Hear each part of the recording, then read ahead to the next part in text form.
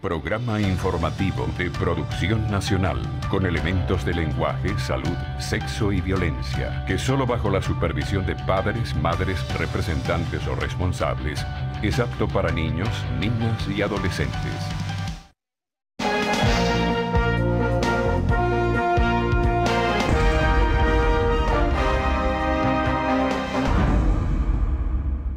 Buenos días, buen domingo, buen fin de semana para todos ustedes. Yo he dicho que en este país nadie se cansa. Cada semana tenemos elementos nuevos y escándalos nuevos para tratar con nuestros invitados. En este caso, hoy voy a conversar con la distinguida abogada Beatriz Di Toto. Ella es penalista, profesora de la Universidad Católica Andrés Bello, entre otras actividades que ella ejerce en este país. Como dice, pelear con la Di Toto no es buen negocio ni para los abogados ni para los clientes. Pero bueno, a propósito de eso, hace 2 o 3 semanas estuvo por aquí el ingeniero Jesús Faría del PSUV y él anunció que estaban pagando a los jubilados en el exterior. Más vale que no, porque me han llegado cartas de Italia, de España, de todas partes casi del mundo, donde hay jubilados venezolanos, de Miami, de Florida, de Nueva York, donde dicen que no es verdad lo que dijo el señor Faría y que eso lo pueden ellos probar con los documentos que me envían a continuación. Hay quienes tienen más de 1 año que no reciben su pensión. Y eso es grave porque ese es un dinero que es de ellos. Ellos lo trabajaron, ellos tienen derecho a recibirlo una vez que han dejado de prestar su servicio. Esa es una garantía que el Estado venezolano le da a sus trabajadores. Bueno, hay otra cosa, la decisión de los jueces penales sobre el 20% que suspende ese acto que tenía la oposición. Ha causado también un revuelo nacional e internacional. Yo oí en estos días hablando a Felipe González en el programa de César Miguel Rondón, donde destacaba lo grave que para el país significaba eso en el prestigio internacional. Pero además, la medida viene acompañada de otra medida que es represiva, como es la prohibición de salir del país de varios dirigentes políticos de oposición. Yo he dicho que yo no soy político en el sentido de vincular mi programa con la actividad política, pero como periodista tengo la obligación de llamar la atención sobre estos hechos. Creo que entre los que son afectados por la medida está Andrés Velázquez, Capriles, y uno que no lo pela, que es Ramón José Medina, que con él se han cometido varias injusticias y esta es otra. Pero bueno, hablando con la doctora Di Toto, le voy a preguntar, ¿cuál es la impresión de una abogada penalista sobre esta medida de los jueces penales y el referendo revocatorio? Sí, aquí hay dos hechos interesantes para destacar. El primero y el más grave es que la jurisdicción penal intervino en procesos que no le competen, pero absolutamente.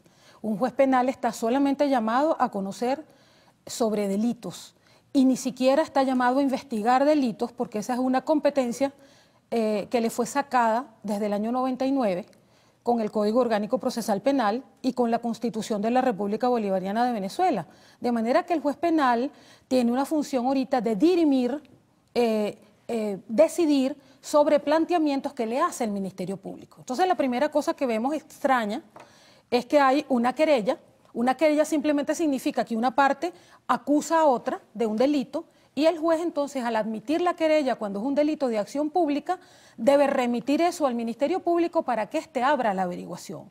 Sin que mediara averiguación alguna, al menos no se sabe, con la sola admisión de la querella, que simplemente es decir, yo acuso a Carlos Croes de un delito de acción pública, bueno, ante esa, esa manifestación del querellante, simplemente el único paso posible para el juez es remitir las actuaciones y no tomar ningún tipo de decisión Y ahora viene la otra parte, y menos aún en un ámbito electoral que está totalmente fuera del marco de las medidas cautelares para las que está facultado, porque ninguna está en el Código Orgánico Procesal Penal, ninguna medida de carácter electoral, y en segundo lugar, fuera del marco de su competencia desde todo punto de vista, porque el proceso electoral solamente se ataca por vía administrativa, por procedimientos administrativos, y para eso hay jueces especializados. Porque la argumentación es que ellos están conociendo una denuncia de fraude intentada por Jorge Rodríguez y otros dirigentes del PSUV. Así es. De hecho, la con querella... motivo de la firma del 1%, ¿no? Yo tuve acceso hasta ahora, por el tiempo durante el cual estamos haciendo este programa, a la notificación del Estado Bolívar. Y la querella interpuesta en el Estado Bolívar versa sobre estos delitos. Son aprovechamiento de acto falso, falsa atestación de funcionario público, suministro de datos falsos al Poder Electoral y agavillamiento previstos en el Código Penal y en la ley electoral. De manera que se trata del conocimiento de delitos presumiblemente cometidos según el querellante con ocasión de la recolección del 1%. De modo que aquí no se está atacando, no se está impugnando el proceso, se está de alguna manera persiguiendo la responsabilidad de quienes pudieran haber incurrido en irregularidades con ocasión del 1%. De modo que es una cosa ausente de derecho. Esa decisión de los jueces que afecta a dirigentes de la MUT y a dirigentes de otros partidos de oposición, ¿es vinculante, es colectivo o es individual la responsabilidad en este caso? Damos un receso y regresamos con eso. Okay.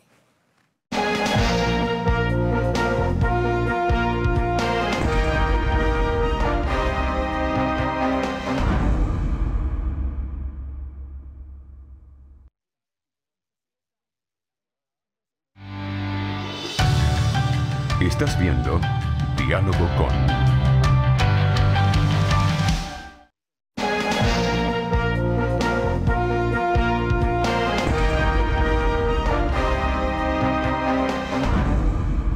Bueno, ¿había una querella o una denuncia? Si realmente hubiera un delito, ese delito se traslada al colectivo, te pregunto. Si hay un delito, si lo hubiese, eso no se ha determinado porque ni siquiera hay una actuación acá del Ministerio Público, que es el único órgano que podría determinar si hay elementos para considerar que alguien debe ser imputado. Ahora, ¿el Ministerio Público puede objetar eso?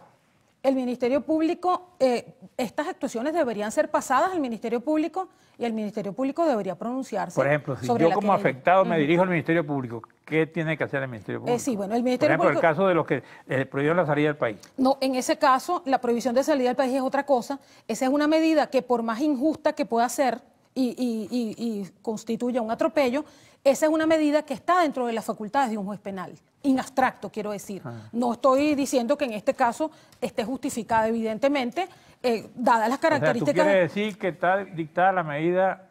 por el juez que la podría dictar eventualmente si hubiese fundamentos para dictarla? ¿Tú estás de acuerdo con la medida que le dictaron a Medina? No. No. Tú me estás enredando, Carlos. No. Dale. No, sí, efectivamente, el juez penal, dentro de sus facultades, puede dictar medidas precautelativas. Yo no estoy de acuerdo. Pero el hecho de que un juez en abstracto tenga esa facultad no significa que lo esté haciendo adecuadamente. Ya. En este caso, lo más probable es que lo hayas hecho con abuso de poder porque no hay procedimiento. ¿Qué cabe en este momento? ¿Apelación? Bueno, dentro de las muchas medidas que hay, unas jurídicas y unas políticas, ellos evidentemente deben impugnar esas prohibiciones de salida del país y deben ejercer todos los recursos jurídicos correspondientes ante tribunales. Vamos a seguir con lo que tú tenías acceso. Sí, entonces tuve acceso a la notificación en el caso del Estado Bolívar. Entonces, primero llama la atención que esto es simplemente la introducción de una querella, no es una investigación iniciada. Y además, lo insólito es que el juez a quien le dicta la prohibición de salida del país no es Andrés Velázquez, ni a Braulio Merino, ni a Raúl Youssef, como lo dice la notificación, sino que se la dicta a los querellantes, es decir, a las personas que interpusieron la querella. De manera que...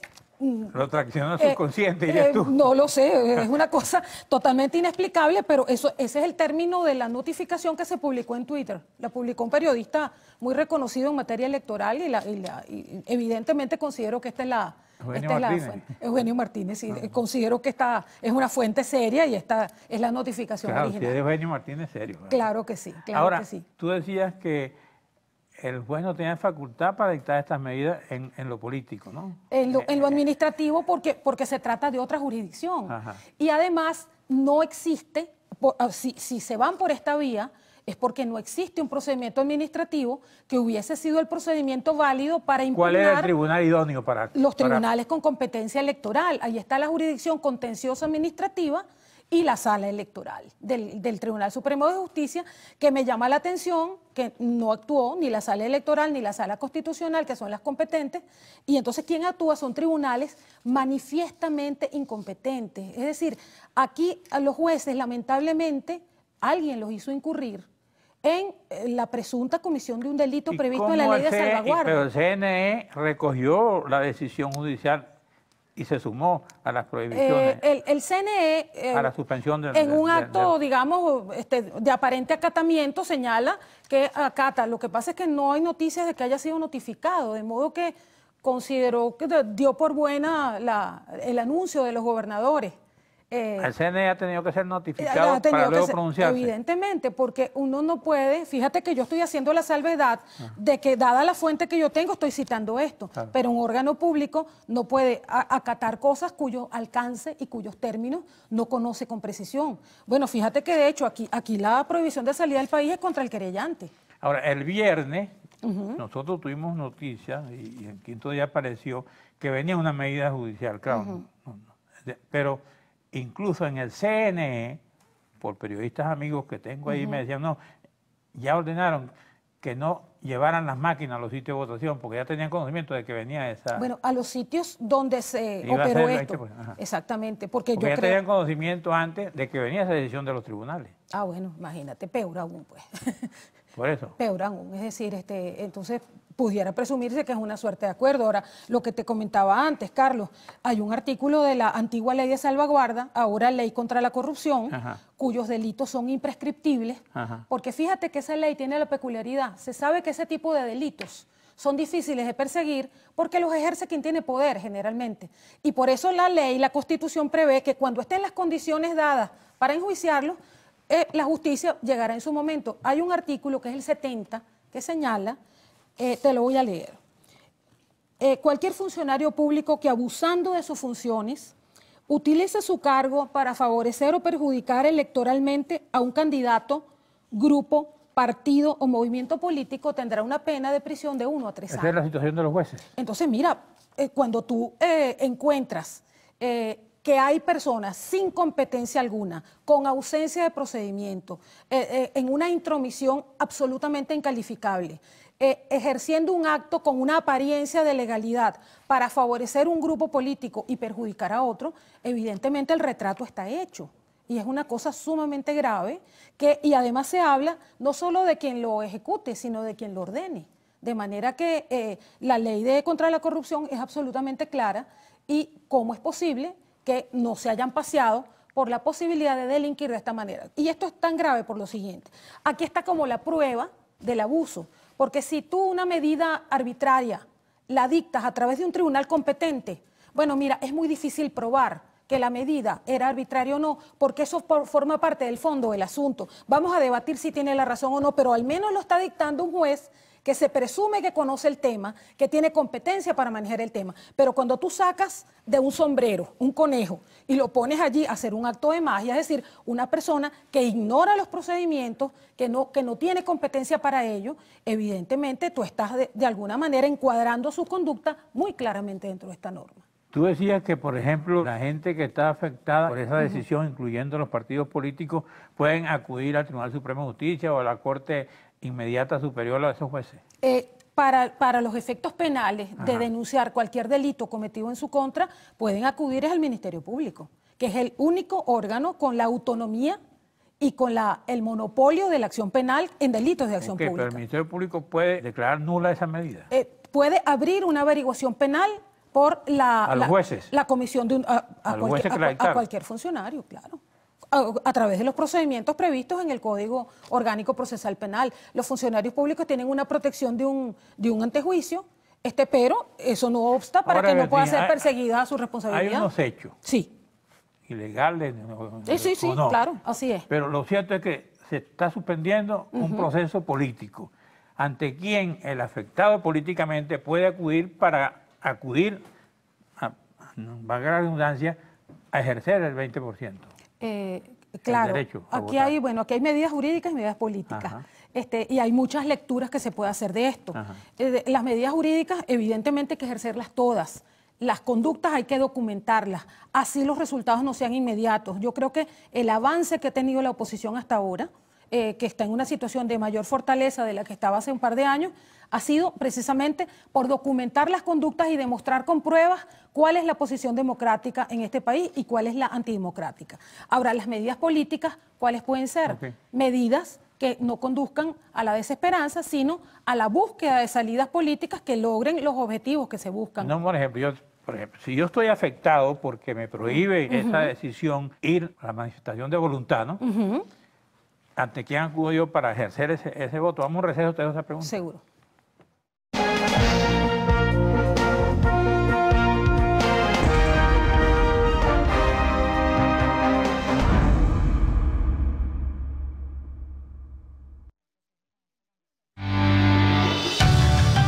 Estás viendo Diálogo con...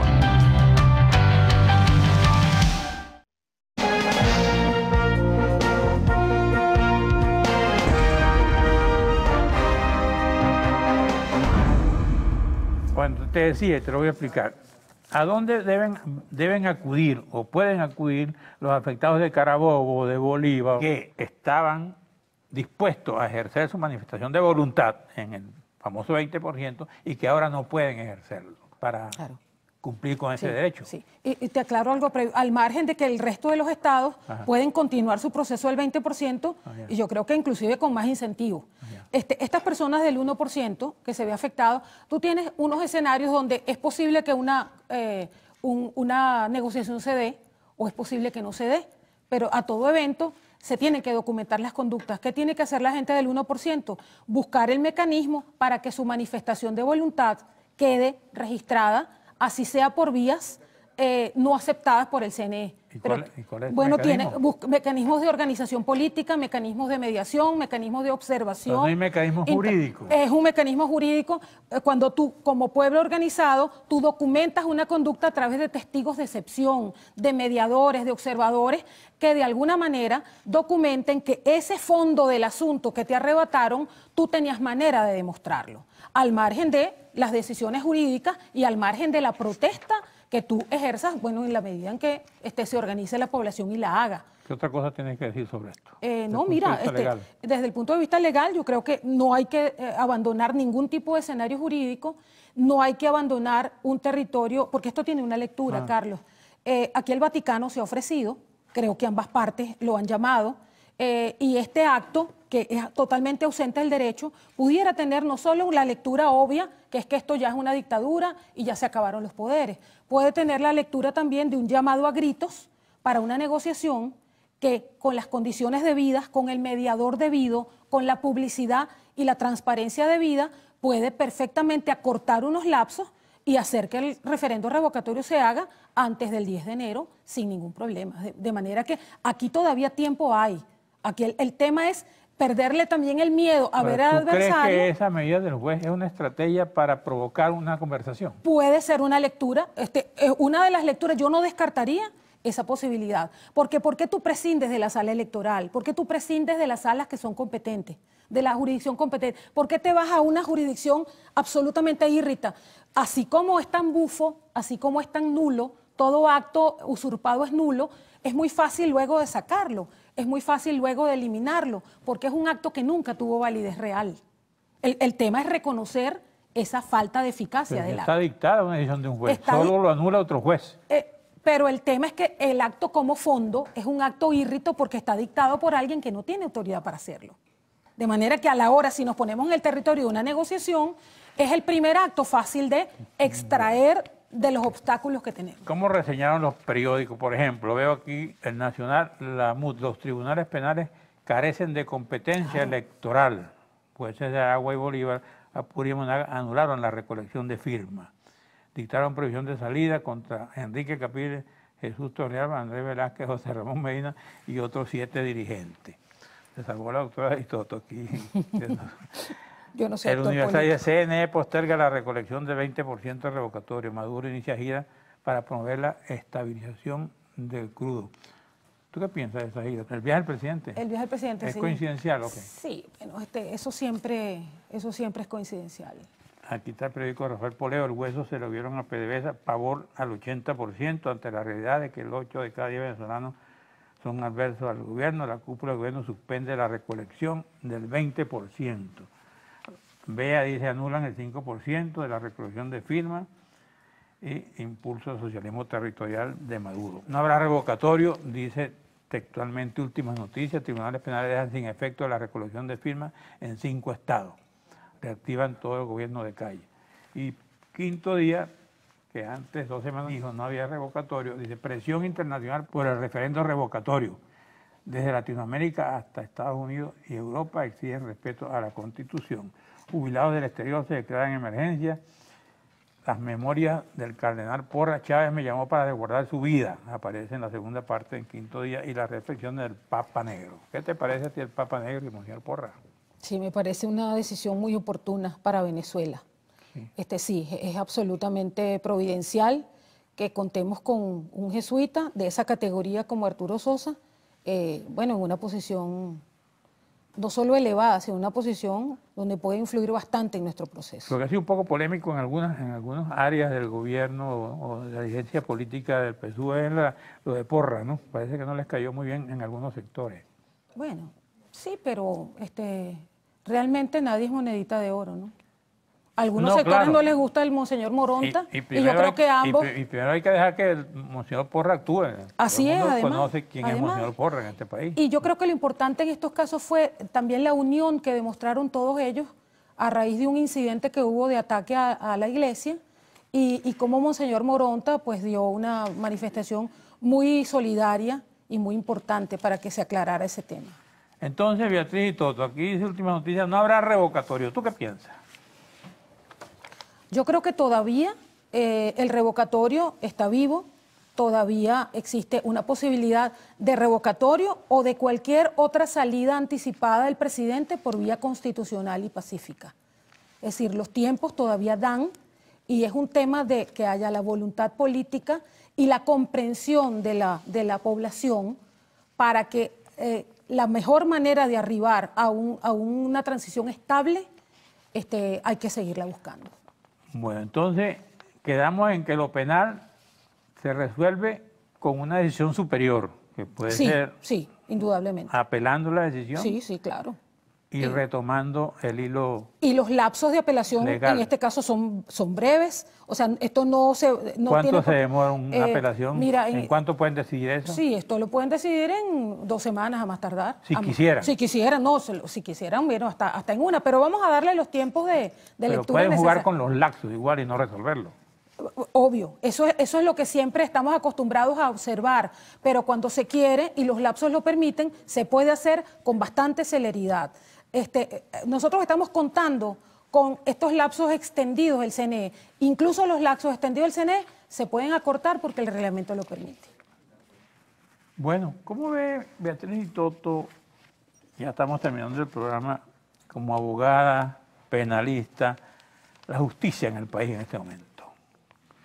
¿Qué le dirías tú a un alumno que te preguntara eso en la Católica? Sí, yo a un alumno lamentablemente le diría que si tiene alguna otra vocación paralela, también la cultive.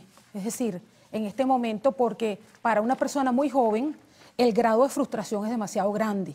Personas ya que tienen mucho tiempo de graduadas y que han transitado muchos escenarios, posiblemente ya no les afecte tanto. ¿Tú te sientes frustrada en el ejercicio? En absoluto, por el contrario. Pero es que yo tengo 40 años de graduada, Carlos, entonces he visto también muchas cosas en distintos periodos constitucionales. Lo que pasa es que verdaderamente rebasó todas las posibilidades anteriores. Pero yo he visto mucho atropello. ¿Esta situación tiene antecedentes? Tiene algunos antecedentes. Lo que pasa es que en este caso estamos ya atropellando más derechos constitucionales con más intensidad y estamos llegando a niveles que no se habían visto antes. Pero atropellos a la justicia ha habido siempre. Bueno, la doctora Itoto me dice que ya tiene 40 años de graduada. Yo realmente la conozco hace por lo menos 20 años. Alguien decía, no hay cosa más incierta que la edad de una persona de cierta edad. Si tiene 40 años graduada, ¿cuántos años tiene? 61 años, me gradué de 21 años. Gracias, doctor Editoto, gracias a usted, amigo televidente. En la próxima parte voy a conversar con Lourdes Ramírez Viloria, presidenta de FAPUP, Federación de Profesores Universitarios de Venezuela.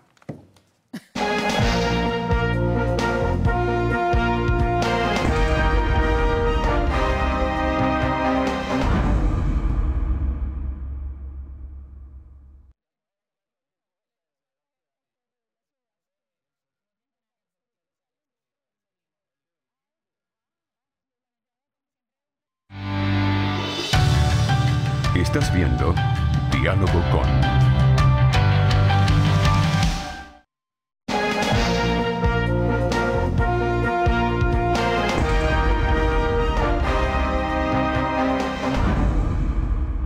Ahora voy a conversar con Lourdes Ramírez, ella es presidenta de FAPUP, Federación de Profesores Universitarios de Venezuela.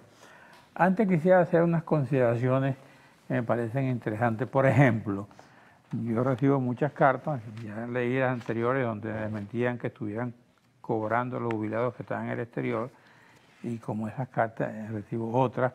Por ejemplo, esta que me impresiona mucho es la que me envía el padre Lugo de la parroquia San Antonio en el estado Falcón, párroco José Luis Lugo Ramos. Bueno, al padre Lugo Ramos, el lámpara lo tiene, como diríamos nosotros, verde. Le han llevado láminas de hierro, pintura, le han llevado los candados del aire acondicionado, y como me dice en la carta, ni él se salvó de Lampa en la visita que hicieron el pasado mes. Le robaron de todo. Sé que esa parroquia está, como diríamos, caótica. Él necesita que lo ayudemos. Yo me voy a comprometer a promover una campaña en favor de esa parroquia. El teléfono del padre es 0414-602-5318, si alguien lo quiere llamar, y dejó una cuenta bancaria aquí por si alguien le quiere depositar a la parroquia, que vale la pena porque yo sé el esfuerzo que está haciendo este sacerdote en el estado Falcón, no solo desde el punto de vista religioso, desde el punto de vista social, que es también su tarea, es una tarea religiosa. La otra cosa que quiero decirles es que yo no tengo gestores para ofrecer programas, ni ningún directivo de Televen tiene gestores para ofrecer programas en nuestro nombre, y menos para exigir colaboraciones o dinero. Si alguien a usted le ofrece un programa de nuestro canal, denúncielo a la policía porque tenga la seguridad que es un vagabundo. Tampoco tengo socios, ni estoy asociado a ninguna empresa. Mi trabajo está aquí en Televen y soy fundador de Quinto Día. De manera que quiero advertir esto porque tengo noticias preocupantes, sobre todo en esta crisis. La gente se inventa para de todo. Bueno, Lourdes, cuéntame, ¿cómo está la situación en FAPUP? Mira, la situación de los universitarios en general es un reflejo de lo que está sucediendo en el país. Las instituciones universitarias pues no están recibiendo el presupuesto adecuado para su normal funcionamiento, lo que trae como consecuencia que la calidad de la academia ha venido desmejorando. Pero sumado a esto tenemos los bajos salarios de los trabajadores universitarios y los escasos recursos que se están asignando para las providencias estudiantiles, para los comedores, transportes, etcétera. ¿Qué ha traído como consecuencia todo esto? Bueno, que hay una fuga de talentos, tanto de estudiantes como de profesores, hacia otros países, buscando una vida mejor, porque en algunos países, incluso de América Latina, los profesores universitarios reciben unos salarios muy diferentes a lo que estamos percibiendo. Evidentemente están mejores Venezuela. que aquí. Claro que sí. Además de la situación que existe de insuficiencia en alimentos, medicamentos, la situación crítica de la salud, todo eso nos ha afectado la calidad de vida que debemos tener constitucionalmente, tanto para nosotros como para nuestros familiares. Tengo entendido que ustedes produjeron esto de un nuevo documento sobre el planteamiento de la Universidad Central. En la Universidad Central es una asociación de profesores que está afiliada o adscrita a FAPUC. Porque FAPUC es la federación que agrupa a las 18 asociaciones de profesores públicas, de universidades públicas que existen en el país, que tenemos alrededor de 45.000 profesores universitarios adscritos. Sí, la Universidad Son los que quedan. Esos son los que tenemos hasta ahora. Los que no se han ido. Los que no se han ido, sí. Eso aproximadamente, pues.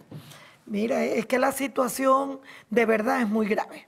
Yo no sé, tanto en salario como en salud, hemos estado siendo muy afectados. ¿Cómo viven los profesores entonces? ¿Cómo viven los hijos de los profesores? Las esposas de los profesores, los esposos de las profesoras. En estos momentos hemos llegado a conocer el hambre. No todos, pero la gran mayoría. Y te digo por qué. Hasta el mes de mayo aproximadamente, el salario de un profesor era de 56.000 bolívares. Del titular del mayor categoría y dedicación, 56.000 bolívares. Y la canasta básica está hasta el mes de agosto supera los 500.000 bolívares. El salario actual de un profesor universitario titular a dedicación exclusiva es de 85.000 bolívares. Estos son los que menos existen, porque ya es la persona que ha cumplido su etapa y los que van llegando al final de la carrera. Pero un instructor, lo que gana en este momento, con el incremento del 50% decretado por el presidente Maduro, a partir del 1 de septiembre, son 44.000 bolívares. ¿Lo están pagando ya? 44, ya lo comenzaron a pagar. 44.000 bolívares es lo que está la canasta básica en este momento. La canasta alimentaria. En la cesta ticket, que la subió el presidente también por decreto, llevó el cesta ticket o ticket alimentación a 44.000 bolívares, ocasionando graves problemas en las empresas, sobre todo en las pequeñas y medianas empresas, pero no resuelve el problema, porque es que no hay alimentos en el país que comprar. Ese es un problema. Ese es un problema gravísimo. A mí me lo contó Tulio Ramírez, que estuvo aquí. Sí, también, qué bien. Que él ganaba $60 y no podía ese día comprar nada porque no había y porque no le alcanzaba el dinero para comprarlo. Sí, claro, entonces, porque los precios ese día no comió. La inflación es exorbitante. Y uno se encuentra con gente en la calle, profesionales, que me dice, Carlos, hoy no he comido. Y es preocupante. Usted sabe que en el año 2001, un profesor universitario, el instructor, el de menor categoría, ganaba aproximadamente lo que correspondía a $900. Y el titular, el de mayor categoría, $2.660 en el año 2001. En este momento, al cambio paralelo, vamos a hablar del cambio paralelo, que hoy en día está más de 1.000 bolívares, un profesor instructor gana $44 y el titular $85, el equivalente. Bueno, entonces, la depreciación, ¿y por qué ha pasado esto? Bueno, porque el gobierno no ha cumplido con lo que ha debido cumplir de mantener y aplicar lo que se venía aplicando de la indexación salarial, los ajustes salarios acordados con los gremios de trabajadores y sindicatos, etcétera. La situación es bastante grave. Eso pasa en todas las profesiones. En Por ejemplo, todas un periodista ganaba hace 30 señor. años $2.500. Sí, bueno, ahora, es algo similar. No gana la mitad. Y una cosa muy grave que tenemos es con materia de la salud. Estamos siendo discriminados los profesores. Se firmó una convención por el gobierno, se firmó una convención colectiva según la cual lo que se logró suscribir era un beneficio para todos los trabajadores, empleados, obreros y profesores. Hoy en día a los profesores no se le aplica, ni se le da la póliza para HCM, ni se le da para medicamentos, ni se le da para gastos funerarios, ni se le da para enfermedades catastróficas. Entonces, ¿cómo nada, hacen? a los profesores no. ¿Cómo hacen? ¿Me lo vas a explicar en la próxima parte? ¿Cómo no? ¿Cómo no?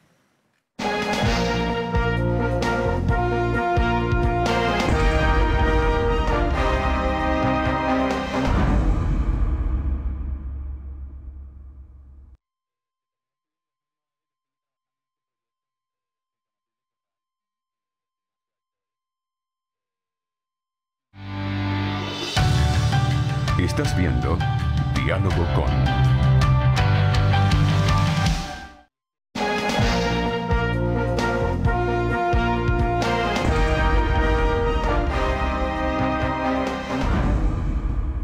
La pregunta, ¿cómo hacen? Y la otra cosa, ¿cómo hacen las universidades para ofrecer su servicio a los estudiantes? Sobre todo cuando se les daña un bombillo, cuando tienen que reparar alguna infraestructura, que son costosos también los materiales, ¿no? ¿Cómo hacen? ¿Cómo hacen todas las universidades, incluyendo la central?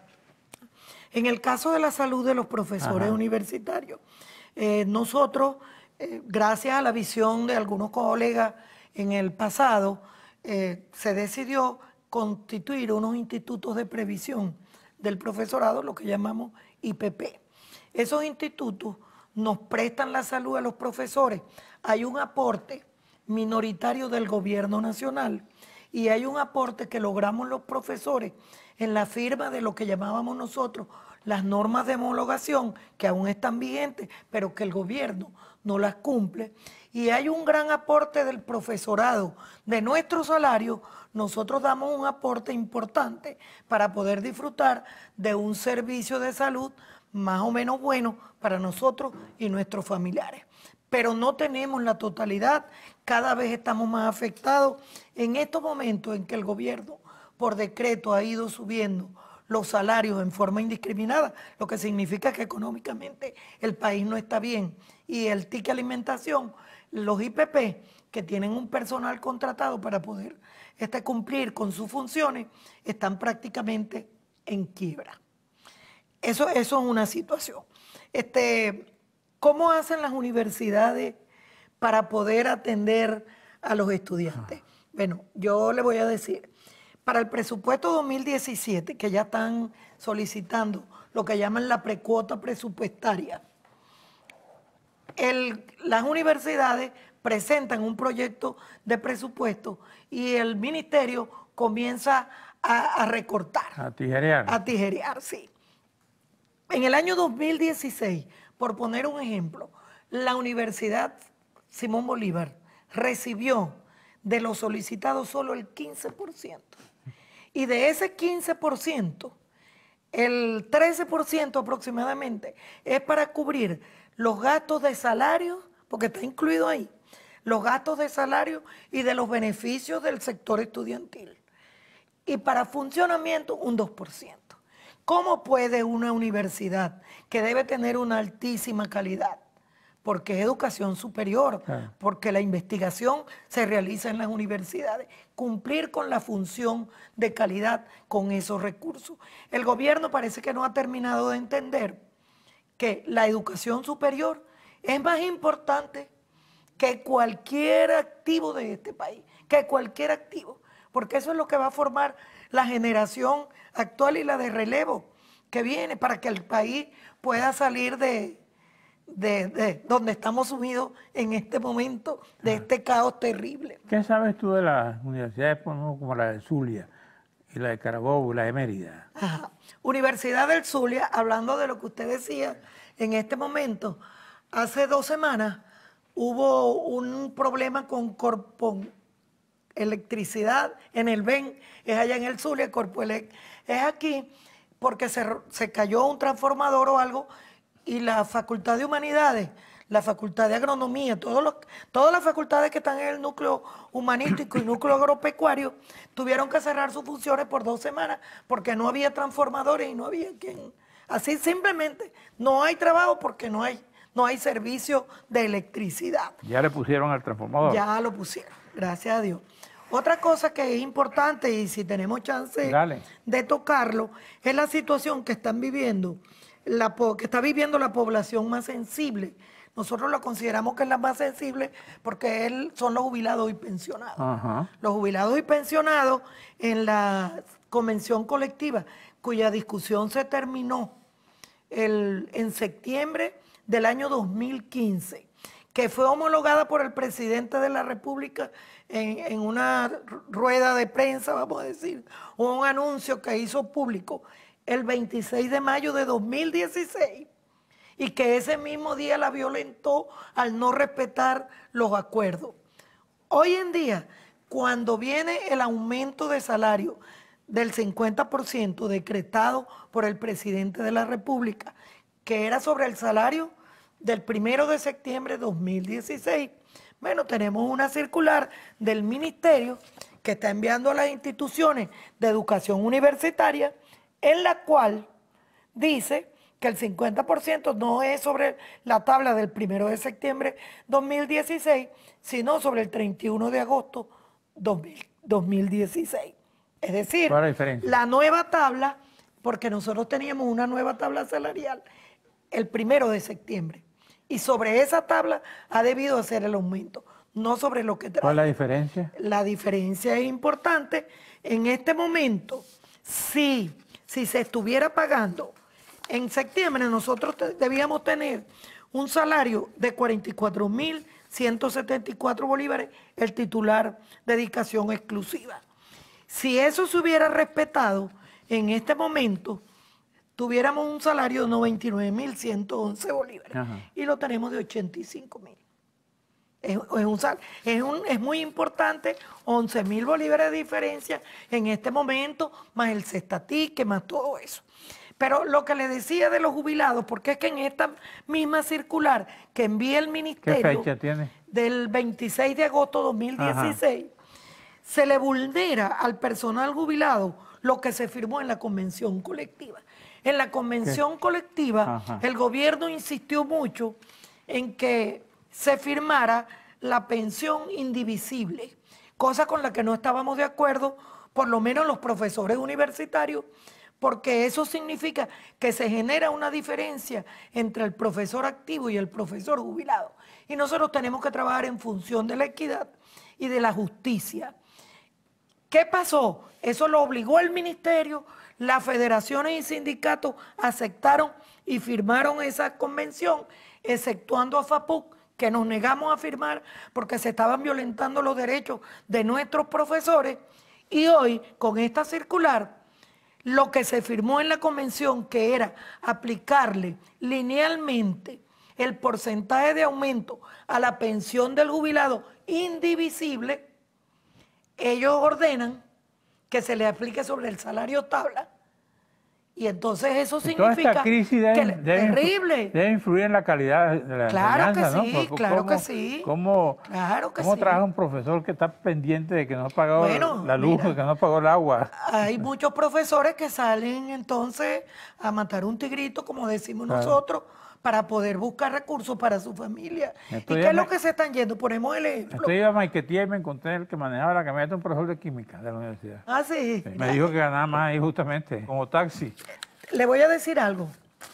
El personal obrero tiene, y el personal administrativo, una prima de antigüedad, que supuestamente el ministro saliente, Manuel Fernández, acordó ya con los profesores, pero que no se ha cumplido para nosotros. Y eso significa que un obrero, de acuerdo con el tiempo, gana más que un profesor, porque solamente por prima de antigüedad gana el 1.5% de su salario mensualmente multiplicado por año de servicio. Caramba. Y a los profesores nos niegan ese beneficio. Los compañeros del magisterio le están aplicando la misma técnica, les están desconociendo lo que firmaron en la convención colectiva y les están dando el ajuste salarial. Bueno. Por decreto dio el presidente Maduro, eliminándole lo que firmaron en la tabla. Bueno, gracias. Terminamos. Si te quieres decir algo antes de ir. Sí, bueno, un saludo a los profesores universitarios, a todos los trabajadores y al sector estudiantil. Estamos luchando. Nosotros no vamos a permitir que la universidad venezolana, a la cual estamos acostumbrados de calidad, nos la cercene ningún gobierno. ¿Usted vio el debate? Sí. ¿Con quién está usted? ¿Por quién votaría usted si estuviera en los Estados Unidos? Si estuviera allá, por Hillary Clinton. ¿Sí? ¿No le gusta Trump? No. Y por Hillary Clinton, y digo yo, si yo fuera Hillary Clinton, hubiera dicho, este señor lo que quiere es descalificar. Y yo creo que el pueblo estadounidense lo que quiere es escuchar cuáles son los proyectos de gobierno que nosotros tenemos. Bueno, ese es un debate que termina a trumpadas, como dice. Gracias, profesora. Gracias a ustedes, amigos televidentes. Nos veremos aquí el próximo domingo a esta misma hora.